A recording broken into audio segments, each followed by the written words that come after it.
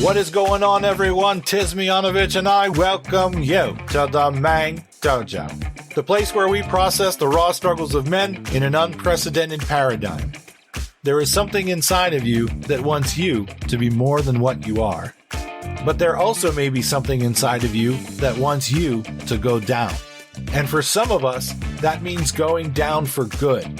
So, remove your ego, drop your bullshit, become vulnerable, and step into the dojo, mate.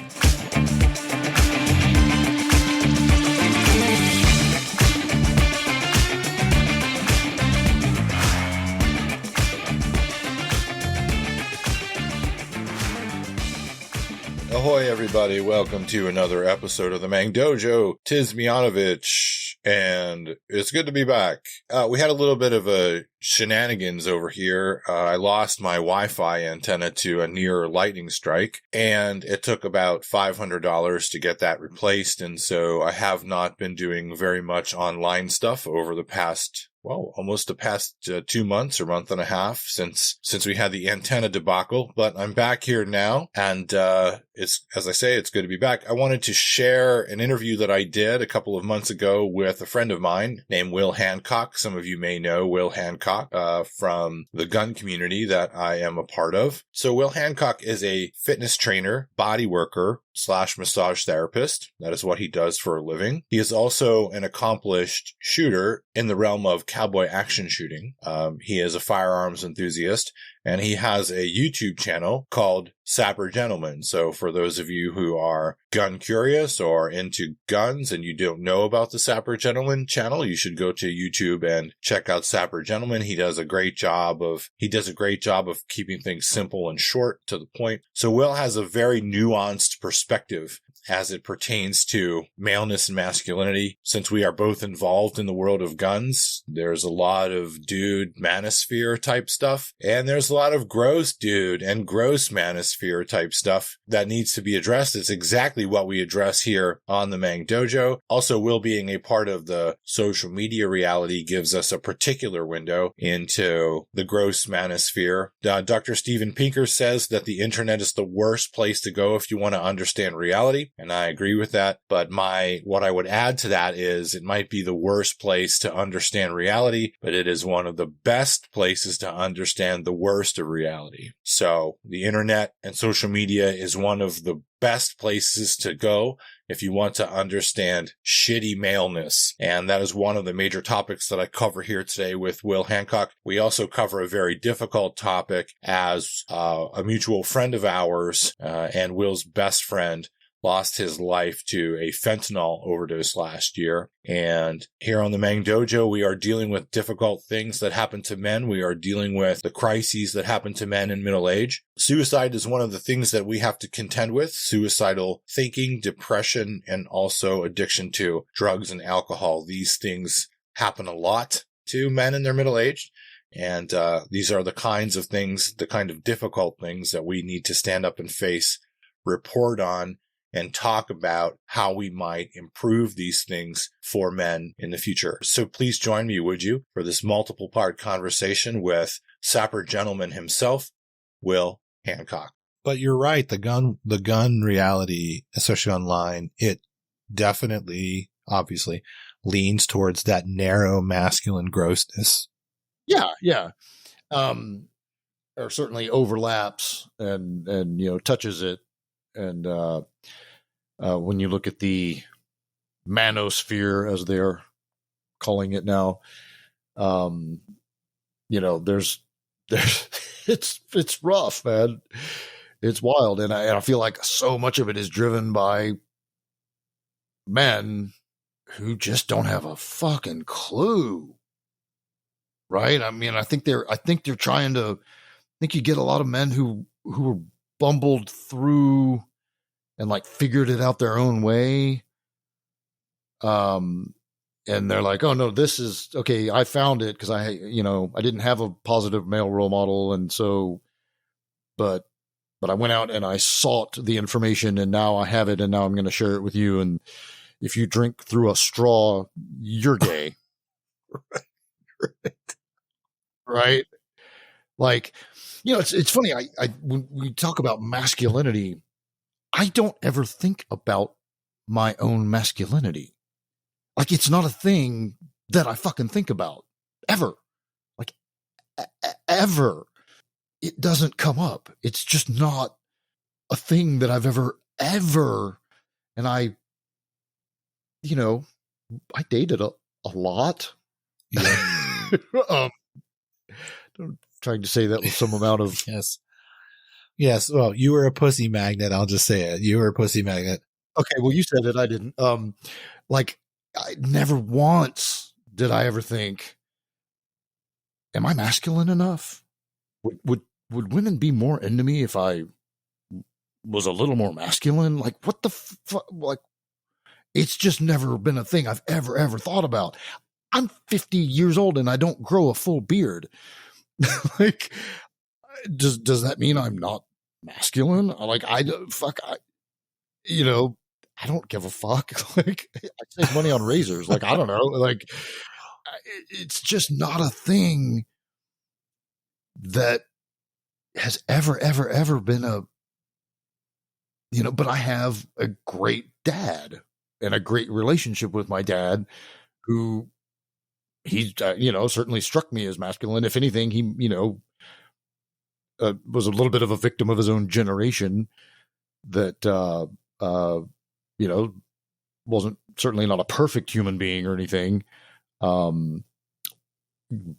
Throughout his life became more and more liberal, but started off life as an awfully conservative young man from Oklahoma. And my grandfather was in the oil business. I mean, they were manly men. But even my grandfather, he was all kinds of man, whole life in the oil fields, 6'3", and just drop dead good looking. I've seen the pictures. Yeah, he was just a gorgeous man. Very sensitive, very, very sensitive, very loving, very affectionate.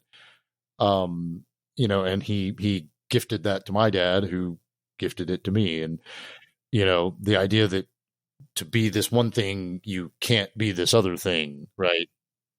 Like somehow everything is transactional, right? So it's like, well, if you show us some emotions, then you're feminine.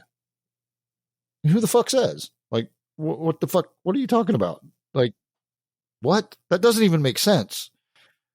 Like, that's ridiculous. Like, it's not an either or equation. There are people who are just freaked out by the idea of toxic masculinity, right? Like, you can't, in all seriousness, like, you don't get what we're talking about, right? Like, after 20 years of being in combat and nearly 2 generations of young men suffering in silence, afraid to come out and seek help, and then just ending their own lives because clearly suicide is more masculine than asking for some help, I guess. Like, what the fuck, right? Like, whether it's just, God damn it, y'all. Some of that is changing. There are some figures in the vet bro community, some who I have a little bit of, like, maybe you don't get to love everything about them, but it has become a little more in vogue to talk about seeking help from some of the kind of vet bro celebrity who's the class. Cat who does he's always in the truck, Southern accent, long beard. He's one of these cats. I'll have to look him up, but he was a Navy SEAL, and he used to be that way, like fucking masculine. Masculinity is this, and Ginger? I can't remember. Red hair. Yeah, like a big red beard. Yeah, I know he's a good example of that. Like, where he started on one side, and then he didn't exactly become a liberal. That, don't ever think that, right? But he's just like, look, y'all, this is bullshit. Like, evolving on the topic of and have emotions and feel things, and what the it definitely is happening with people. Yeah, Sean Ryan show, DJ Shipley. Like, there's some meat eater, red meat alpha male type dudes out there who are coming around to getting a little more touchy feely. Travis Haley is one that comes to mind. Who again, these are all dudes. Politically, we have nothing in common, but I feel like they are trying to be good role models for young men who maybe lack good role models, and I can at least get behind a good portion of that part of what they're doing out there in the gun tube space, or kind of gun tube adjacent space, where it's like, no, we've got to talk, we've got to figure this stuff out, and otherwise we just and the internet is not reality. It's not a great source for, I mean, it can be used for great things, but in terms of like, I'm going to learn about humans through the fucking internet, it's got to be the worst fucking place. Oh, well, it's because it's so fake. There's just so much. Now that's a deal where, the fitness community is talk about toxic. Yeah, dude. Yeah. What do you think is worse for like the narrow maleness thing? Is it guns or is it fitness? I always say it's like, holy shit, I don't know which one. Like, oh no, I think when you look at click throughs on like YouTube, fitness guns. That's why they're so easy to shadow ban on social media platforms, is because we think of like Grand Thumb. I think he has around like 4 million subscribers or something, and that's like heavyweight in the gun tube, right? It's no big deal for a fitness channel to have 20 million subscribers. Like, fucking nearly everything that isn't guns gets a lot more. YouTube channels about like Hot Wheels toys and Barbie and fucking like how to build a computer, like auto car stuff. Like, all those channels dwarf gun tube. That's why it's so easy for them to say, we're going to turn down the dial on the, on the algorithms for the gun tube, because they really just don't generate that much money for us compared to some ridiculous, other shit. Yeah. The fitness space is huge, massive, also very flooded, but it's, the appetite for it, I think, because every day there's, if you think about every day, how many people wake up and decide, I need to go get a gun today, versus how many people wake up and say, I need to get in better shape today. Right. The numbers aren't anywhere close. Right. Like, the get in better shape numbers are big. And if you go out and you get some guns, and then you maybe learn how to use them, and then you have them, and then maybe you fall out of the hobby and you're not real into it, but you still have them, then you come back to them and you still have them. With fitness, you might get yourself in shape and lose 20 pounds and feel really good, and then life happens and you get back out of shape and you gain 40 pounds, and you need some kind of inspiration to get back on the wagon. And so you turn to the social media or the YouTube or whatever and say, man, I got to get in shape. Let me find somebody to follow. And, for my own personal, I haven't tried to get into the fitness influencer world because it's just ridiculously flooded. But just on, I have taken to, I just film a little bit of myself doing some stuff, and then I share it. And I have, I'm not trying to like preach it. I'm not trying to proselytize, and I'm not trying to teach, right? I'm not trying to like, here's a great workout you can do. Here's, 5 sets of 10 reps of this, and then followed up by this or whatever. I don't do any of that. I just like, here's me doing whatever I did today, a very short clip of it. And by just putting that out there kind of weekly or whatever, I have people reach out and they're like, dude, you're killing me. Like, I got to get back to the gym. I just went and got a gym membership because you're busting my balls. I'm like, I didn't even say anything. I'm just showing me working out. Right.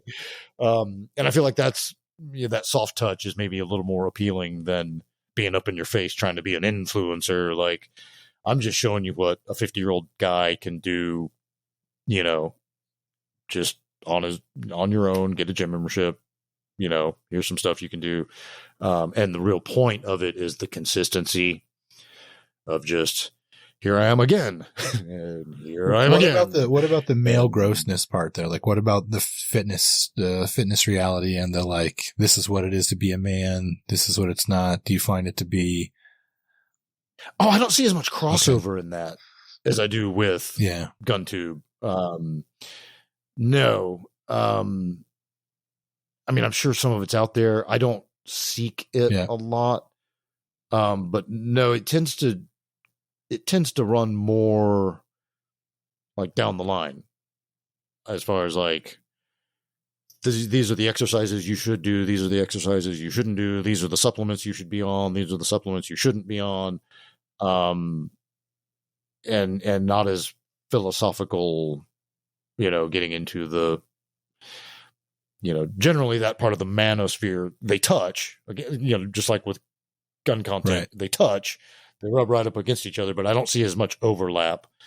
There may be some, but I certainly don't seek them out, so I'm not as aware of them. One of the things I'm hoping we'll be able to do here after I develop this for a year or two is to give more opportunities, like you were saying, like you're thinking about, should you enter that space into like mentorship for younger men because it's needed and it's fucking gross out there.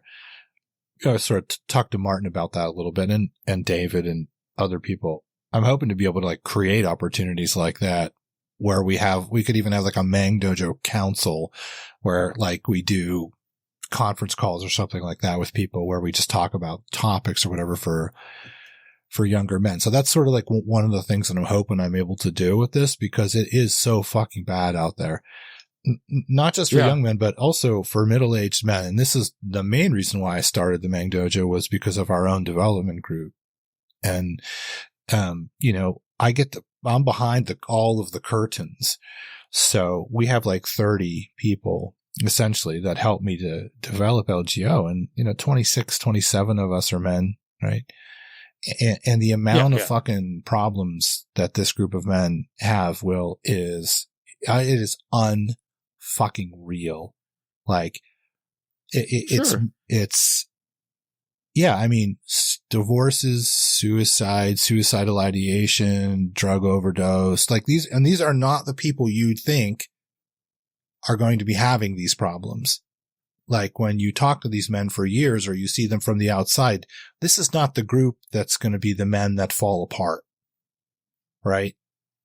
And they're fact are fucking falling apart. And it's so bad that, so when we're younger, it seems like oftentimes the amount of issues that we have that assail us are kind of more fair. Like we can kind of deal with it. Yes, we need to get some help, but we can kind of deal with it.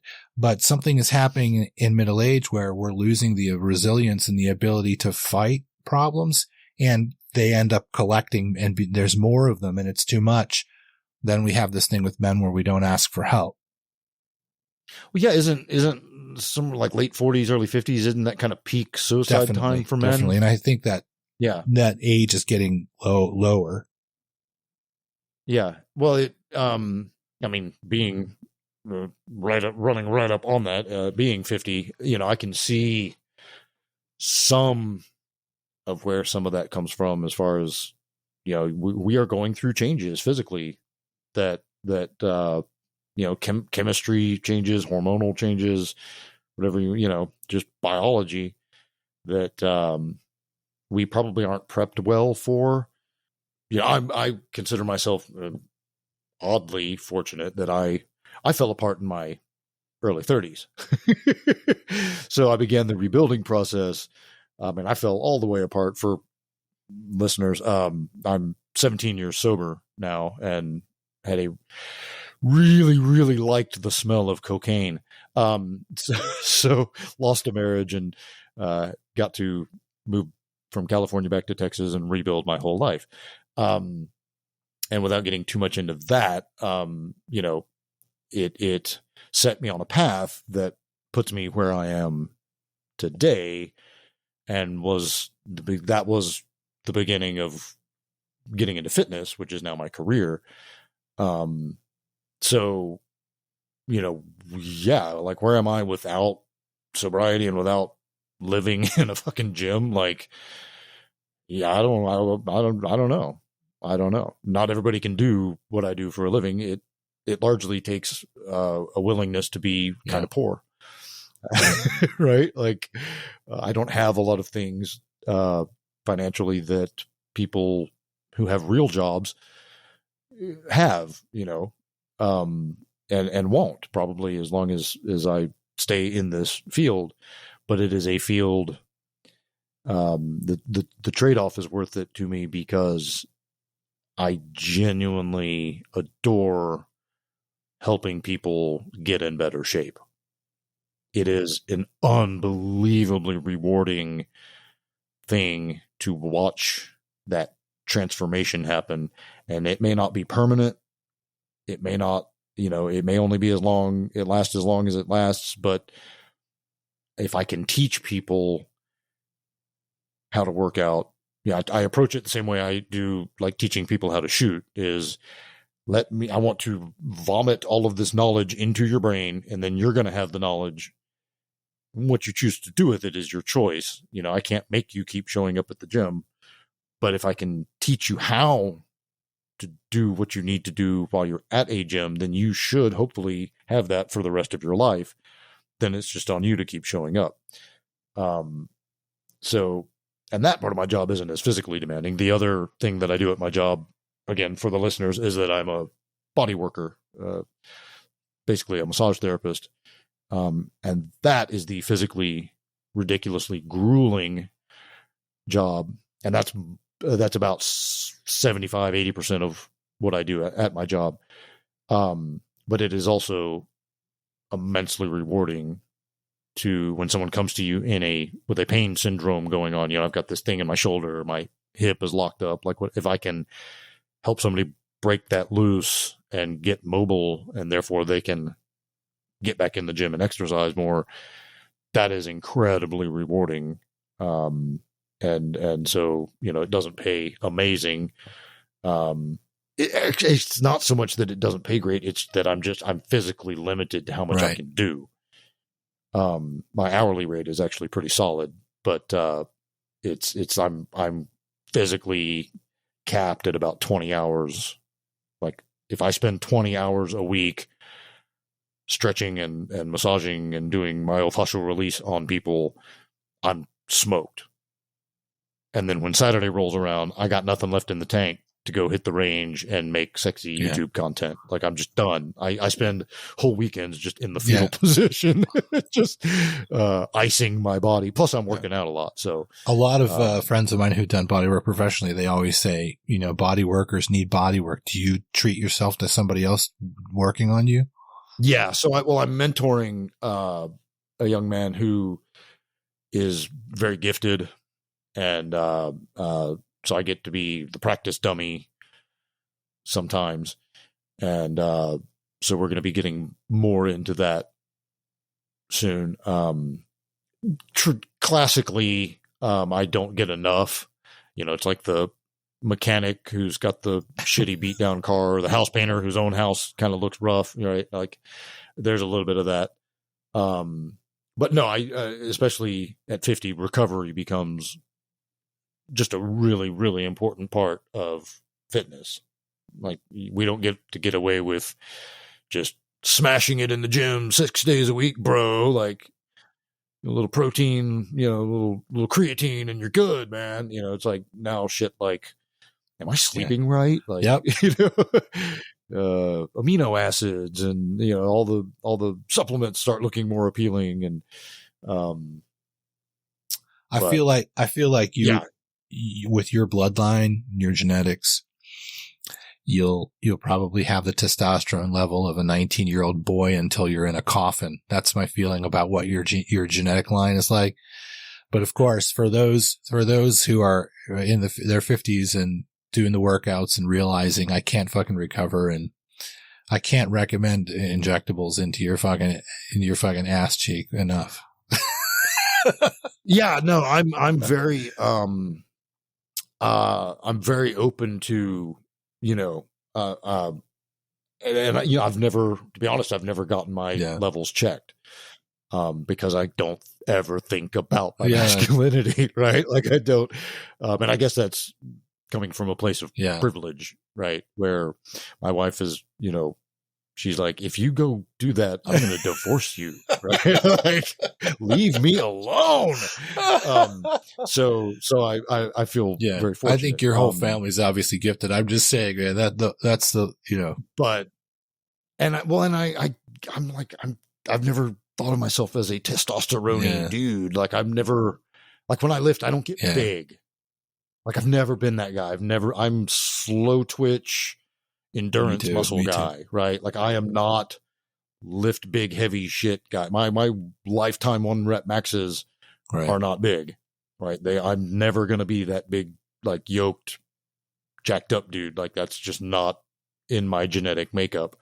In my early 30s, I pumped up to about 190 and got a little beefy. My wife made fun of my neck started disappearing into my traps, and she hated that.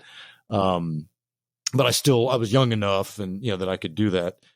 But even then I was not big, like that was, and never really gave a shit about being big. Yeah. Like I've never equated, well, if you go back to when we were young and you look at what a Navy SEAL was in the 80s and 90s, they were kind of pencil neck geeky looking dudes. For sure. Yeah. Right? They were like real cerebral, not big and jacked. They looked like dudes who more like marathon runners than they did bodybuilders. Right? That big hefty sized Navy SEAL aesthetic didn't come around till kind of well after the 9/11, you know, after the GWAT kicked off, when you started seeing these like big husky juiced up looking bros. You know, back when we were young, that aesthetic was a very kind of discreet, normal looking dude, who could blend in with just average guys, you know? And it's because I think that focus on endurance, it's hard to have endurance when you're big as fuck. Oh like my God. Yeah. It's, you know, it's hard to have both. Like, and so to me, I just always, it was like, it was just in the genetic makeup. That I wasn't going to be big. At our age too, you got to start thinking about, you know, whatever weights you're choosing. Sure, you can go further, but what's good for the joint? Like you want to overload the muscle, but I could keep going, but do I really need to? Like when I see some of your shit, on your Instagram, like we're like in the same place. Like you're using 70s for the dumbbells on the flat bench dumbbell press. It's exactly what I use. If you're maxing your deadlift out, you've got like 3 plates on each side and then some change. It's exactly what I use. Like I could push that shit, but like why? Like I want to go heavy. Yeah. I want to feel like, ooh, I just fucking crushed it. But even myself being, I mean, I'm probably, I don't know how much do you weigh right now? Okay. So I weigh like 80 more pounds than you do right currently, but I'm using the weights you're using. Cause why would I want to fuck like, right. No, exactly. Like there's the ego starts falling away, right? Like nobody's really going to be that impressed if I blow a disc. Right. Yeah. It's dumb. Like I like my spine. I've made it to 50 relatively injury free. I've had a lot of like minor niggles and stuff, but nothing soul crushing. I have a coworker who's 24 who has like 3 prolapsed discs from powerlifting. He started very young. And he doesn't power lift anymore. Right. So, you know, kid used to pull like 500-pound deadlift or whatever. And he was like, you know, 180 or something, a tall, lanky kid. So yeah, I'm always mindful of that kind of stuff. And so what I like to show and like share on my socials is what I feel is responsible. Like I lift in a low rep range meaning close to 1 rep max, but it's real sensible. Yeah. It's real sensible. Yeah. I pull, max deadlift, maxed out a couple of months ago at like 340. Goal is still 350, but I haven't, what I'll do is I'll kind of work a thing I think a lot of us do this where we'll get on a kick doing a thing, and then I'll get kind of where it starts feeling dicey, and then I'll back off and then kind of get a new thing. So like I'll go through a phase of pull-ups where I'll work on my, how many pull-ups can I do? And then it'll get to a point where I start getting tendinitis in the forearms. And then I'm like, okay, I'm going to back off of pull-ups for a little while and let's focus on some other shit. Squats are probably my one movement pattern that I stay consistent with. Old school barbell back squats. I do them largely because I can. In a gym full of thousands of people, I'm one of the few 50-year-old men who can actually still get away with doing them. And I'm grateful for that, but I don't want to lose that either. So I keep it real moderate. I'm not trying to impress anybody and go crazy with it. What about cardio? What are you doing for cardio? So was really getting almost all of my cardio from kettlebelling, which is, kind of like a HIIT training, high intensity interval training, right? The idea of just like absolutely skyrocketing your heart rate and then let it come down, then hit another set, blast it, let it come down, blast it. So was doing that even before I took the job back at the gym when I was doing my garage gym stuff, right? That's, taught myself kettlebells during the COVID lockdowns. I watched every YouTube video I could find, and then I would film myself. And this is a thing I really recommend. As much as everybody hates people filming in the gym, it is an absolutely priceless diagnostic tool that if you're trying to teach yourself something like how to swing your kettlebell, if you film yourself and you watch the way you're doing it, and then you watch the way the person who actually made a, kettlebell video, right? If you watch and go, oh, wait, my swing doesn't look like their swing, I'm doing something wrong. Go back to the beginning and start your instructions over again. Maybe you can debug that without having to pay a coach, right? Same thing, name a lift, right? If you video yourself doing it and actually see it, you might go, oh shit, I didn't realize I was doing that. But so lately, and then a couple of years ago, got back into running, got to mess around with a little barefoot running. And the real goal was to get back to a 7-minute mile, just one standing. So I did a little conditioning, worked up to like 3-mile runs, in an effort to kind of bring that 1 mile pace down, and got back to about 7.5 when I started working at the gym. And then because I had access to a whole gym, I was like, ooh. And so I started doing all this other shit. That's when I got big into the barbell back squats again. I was like, hey, a squat rack. Sweet. So anyway, just recently got back on the treadmill for some walking and running, doing a little plate carrier, walking and running. So I don't put a ton of emphasis on cardio, not enough probably. But also at 50, you start thinking about the heart more. And it's like, oh, I should probably be getting a little more cardio in my life. But as far as from a trainer's perspective, if I was training me, I would say, don't fucking worry about running. Walk. Yeah. That's the counsel that I give to my own clients is you don't need to run. Like running is totally overrated. Right. I work on a lot of people who have bad knees because they ran a lot. And, just walk. Just get on the treadmill, walk with a purpose, don't lollygag. Get up to that somewhere between 3.5 and 4 miles per hour. Maybe a little touch of incline on there is healthy, and just walk.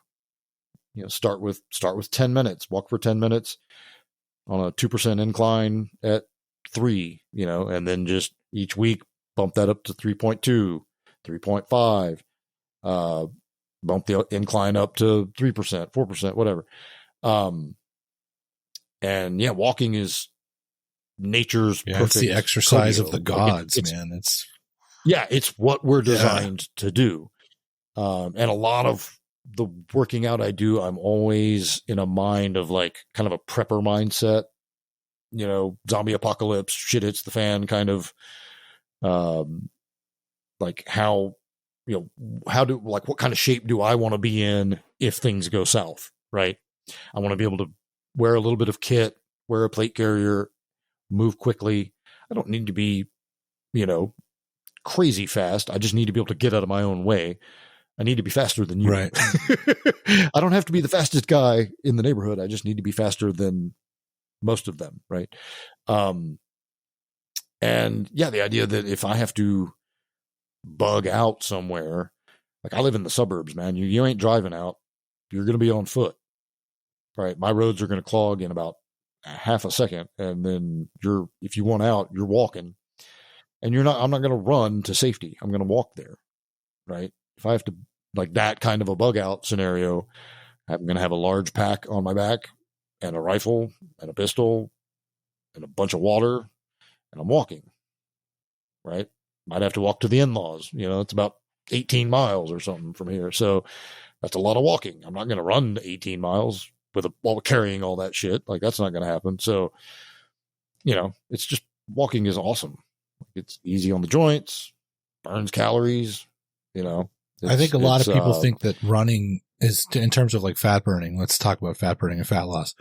They think that running is doing a lot more than walking would, which isn't true. And you can drop the running, tweak the diet better, and walk and get better results than if you're still doing your whatever diet you're doing and running.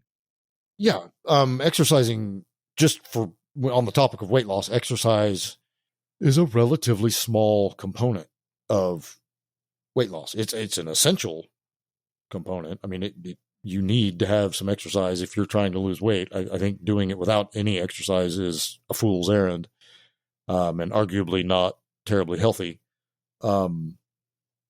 But yeah, relative to what your body burns in a day just being alive, the calories you burn in a workout are pretty small. You're going to burn, if you burn 2,000 calories a day just being alive, and another 200 in your workout, you can fuck that up just by eating a cheeseburger, right? Like, there went your 200 calories, and then there's another 200 on top of it, right? So, yeah, losing weight is about. I tell my daughter, my 16-year-old, we talk about this all the time because, I'm a guy. I make a sandwich. I really like the thicker cheddar cheese. They're about 100 calories a slice. Make the sandwich, put a piece on, make a sandwich. But then I always grab one out of the bag and just shove it in my mouth while I'm making the sandwich. So if I do that every day, and let's say whatever my meal plan was, I'm at break even, right? Whatever the sandwiches or whatever I'm eating. Let's say I'm only eating sandwiches, let's say, and all my sandwiches are right at break even. I'm at maintenance. That's 100 calories extra a day for 365 days out of the year. That's a lot of extra fat just from jamming one piece of cheese in your mouth. You're gaining tons of. It's about a pound every 5 weeks. Right. For the whole year. Right. It's 700 calories a week times 5 weeks is 3,500 calories, which is 1 pound of body fat. So one piece of cheese. One piece of cheese. The biggest killer that's real easy to cut out is just any kind of soda, Coke, Pepsi, whatever your jam is. As a trainer, like it's amazing the quantities that some people take in of soda beverages, and then beer, or alcoholic beverages. It's wild. If you can get people to be honest with you, they're like, well, I have 1 or 2 beers a week, which in my experience probably means like 7 to 10, right? If we're being honest. And then when you look at the calories, it's like, dude, if you just cut that in half even. Like, you don't even have to quit drinking. I'm not saying that. I'm just saying cut that in half. Then you're going to start losing weight on accident. Right. But again, if you take it out to a year, right, here's, 500 calories a week extra over 52 weeks. Like, fuck. Yeah. That is a lot of calories that, so you don't get to be quite as drunk, but, these are the choices you get to make. But you'll hear it mentioned in the fitness world that, like, when you're losing weight, you should never be hungry. It's kind of bullshit. I'm going to be the fitness guy that's going to come out and be honest with you and say, that's kind of bullshit. If you're trying to lose weight, you need to be a little bit hungry, and it's going to be annoying. It's going to suck a little bit. Again, that's just from my own, that's my own personal experience. To run caloric deficit is a little bit annoying. It's also why you shouldn't run it like 12 months in a row, or like there should be time periods where you do it and don't do it because of. Yeah. Living like for prolonged periods of time in caloric deficit, the idea is you drop the weight and then you just go to maintenance, right? So you're eating about exactly, which is tough to do. It's hard to be at exact maintenance. I've stayed 173 pounds for the last 4 years. It's weird. It's weird because I don't think about what I eat and I don't track it much. And I eat kind of like an 18-year-old. I eat pizza and burritos and, but I have a very regimented kind of first half of the day. And then in the evenings, I just eat whatever. But, and I stay like, I'll push up to like 178. And then a week later, I'm back to 173. It's like, I was just carrying a little water or whatever. So it makes it hard to gain muscle because I don't eat enough of a surplus to gain muscle. I don't find I have the appetite. I'm just like, fuck, eating all that food sounds exhausting. I'm just going to stay this size. But for the record, my natural adult, like most of if I were to stop doing protein shakes and lifting heavy, I would shrink back to 155. When I started my YouTube channel, those early videos, I'm 155. No shit. That's been the first time you and I met, I was 155. Like, that's my natural weight. So the extra 20 I'm carrying is 2 protein shakes a day and lifting heavy. I remember when you blew up. Like, I remember I hadn't watched videos for a while. Your videos, and then you got on screen and you've got biceps again, and like it's like, oh shit, he's fucking. It was COVID. It was the COVID lockdowns. So my previous business had shut down. We got eminent domain out of that business, and I was building the Ottomans and kind of going to like trade shows and fairs and festivals, and then those all got shut down. And my wife was an early COVID furlough from her job. So she and I were both just home for like that first couple of months of lockdown, and we watched Netflix, like all of it, like everything that was on it. We watched the entire catalog. We watched the entire Game of Thrones series in 8 days. We were binging real bad. And I started waking up. It was about like June or July, I started waking up and I felt like I was 100 years old. And I actually briefly dropped under 150 pounds. Yeah. Like I was withering and like atrophying and it freaked me out. And I was like, I don't like, this is ridiculous. I've got to get back in shape. And so I ordered 1 kettlebell off the internet and then proceeded to start watching every YouTube video I could find. And then that parlayed into, I just started the channel and started building out my garage. I was spending a lot of time in the garage anyway, started building out my garage gym, ordered a barbell, started ordering weights, and it kept going until I had a fairly decent complement there in the gym, in the garage. And put on 20 pounds. Actually, I went past that. I pushed up to 186 for a quick minute, but it was like dirty bulk.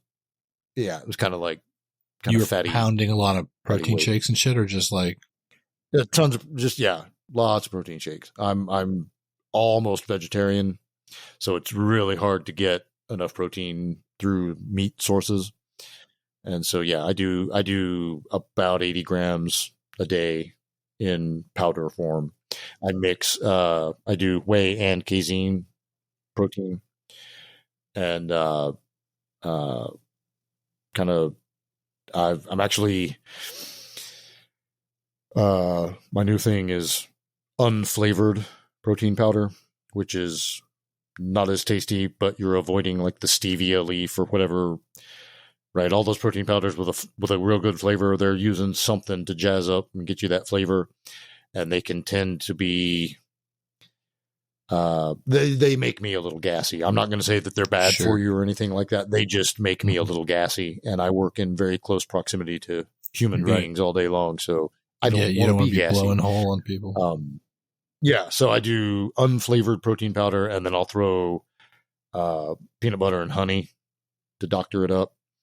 And sometimes a little cinnamon. I have some kind of a weird, funky tasting greens powder that I'll throw in sometimes just to kind of change up the flavor. So I'm always kind of experimenting. But yeah, I have a largely liquid protein diet that keeps me at this weight. And if I were to cut that out, I would immediately shrink. I never thought you were down that low to 154, 155 or even below 150. That's fucking crazy.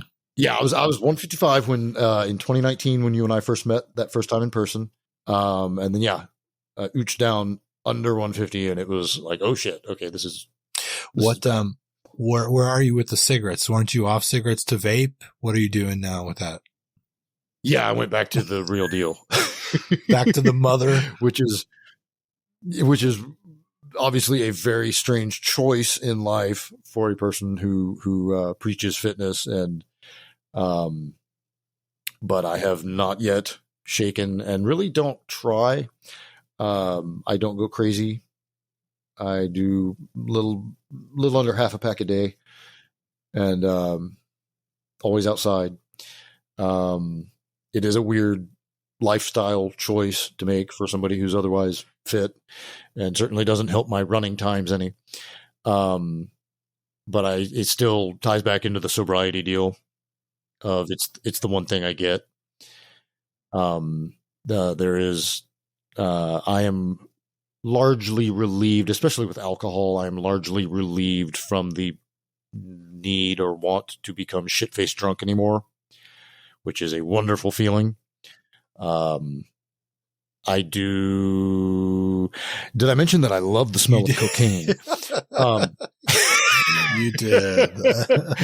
It's that direction. It's the going up that I miss, and that's that stimulant. I'm, as I sit here nursing my coffee as I talk to you, I'm still a stimulant junkie, and you're just going to leave it. Caffeine and nicotine. I've been contemplating maybe switching to like those Zen pouches or something, like, just to get the straight nicotine dose and ease up on the lungs finally. But yeah, these are the lifestyle choices that we make. Well, nicotine can be amazing for the brain. It's the smoking of it that is the kill. The harsh. They're actually finding it has remarkable links to curbing Alzheimer's and shit, which is wild. But it's the smoking part of it that is detrimental. And because of my occupation, I have to tailor when I smoke, and you can't smell like an ashtray when you're working. I cannot have a trace of it anywhere on my body or my breath or my hair or any. So it's mostly an evening kind of thing. And then I go like long stretches throughout the day without any, which, but I'm not making excuses or anything. It's just the one thing that from my past life that I have yet to shake. I would imagine where the science is going, because you're seeing more and more pro nicotine, like, white papers.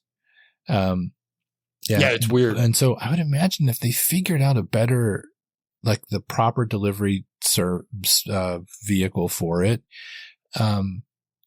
that it would make it pretty easy. I mean, cause I've even myself, like trying to do like research and cognitive work.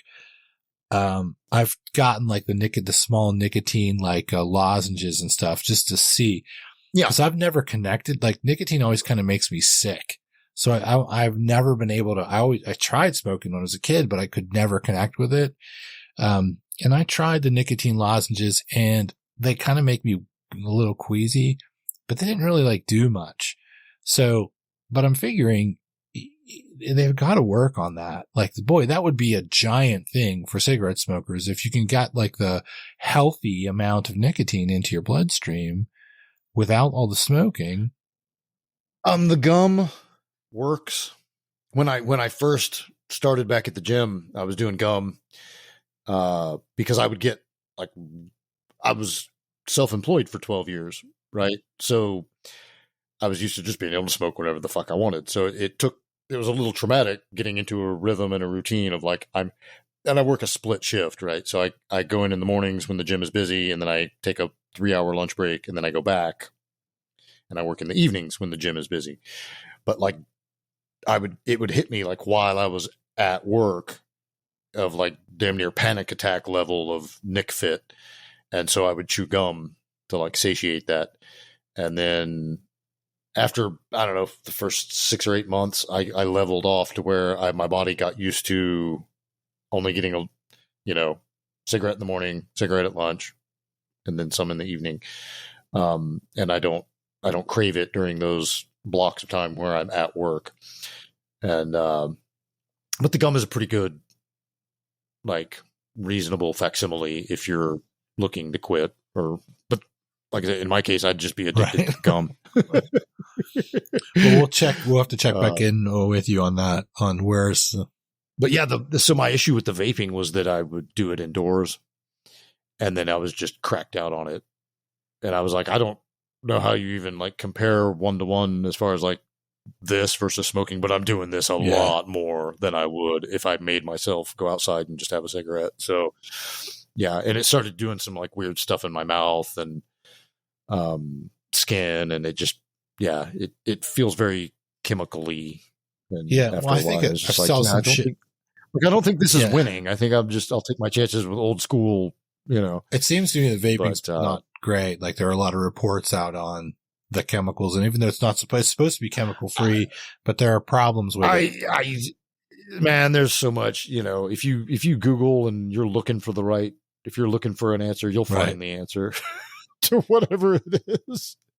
But yeah, smoking cigarettes keeps me from killing people. So we don't want you killing keep people. Doing it. I know, but honestly, I just enjoy it, and it completely contradicts everything else in my life. But I've known a number of people that are like, they're smokers, and they're like, I just fucking love cigarettes. Like it's that. Yeah. They love the process and the taste and the thing, and they love the ritual, also I don't smoke weed anymore, and that, which I dearly love doing. And so for years I was like, I wish I could quit smoking cigarettes and just smoke weed. Like that would be amazing. That would be like so liberating and free.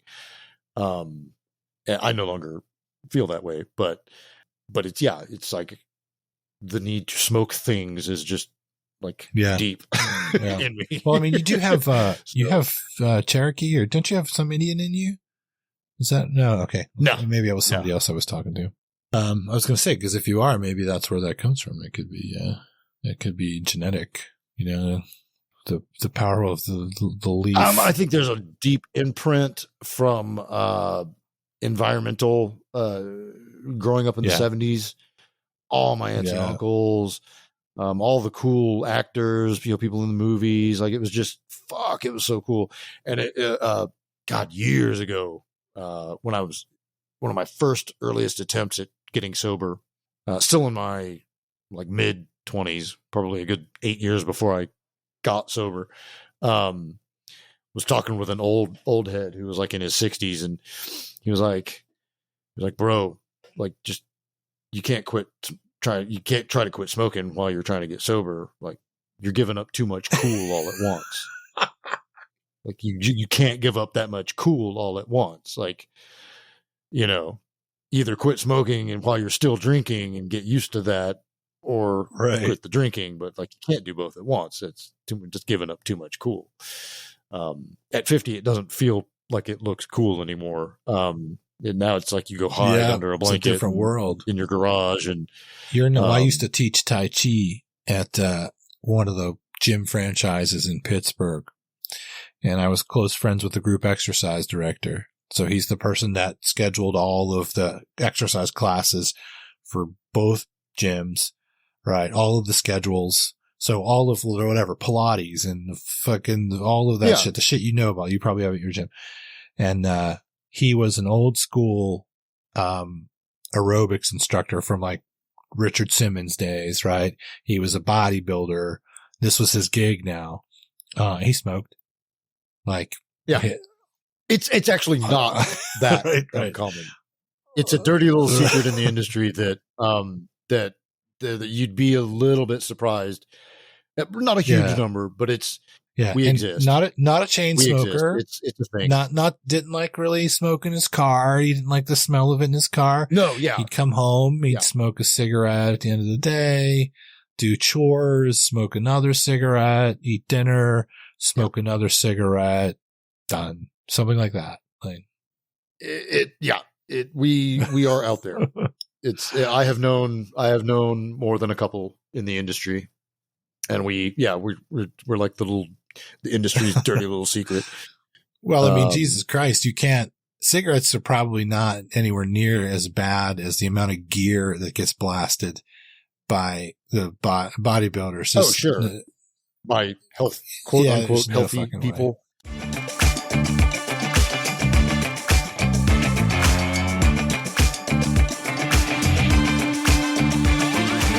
What is going on, everyone? Tis Miyanovich, and I welcome you to the Mang Dojo, the place where we process the raw struggles of men in an unprecedented paradigm. There is something inside of you that wants you to be more than what you are. But there also may be something inside of you that wants you to go down. And for some of us, that means going down for good. So, remove your ego, drop your bullshit, become vulnerable, and step into the dojo, mate.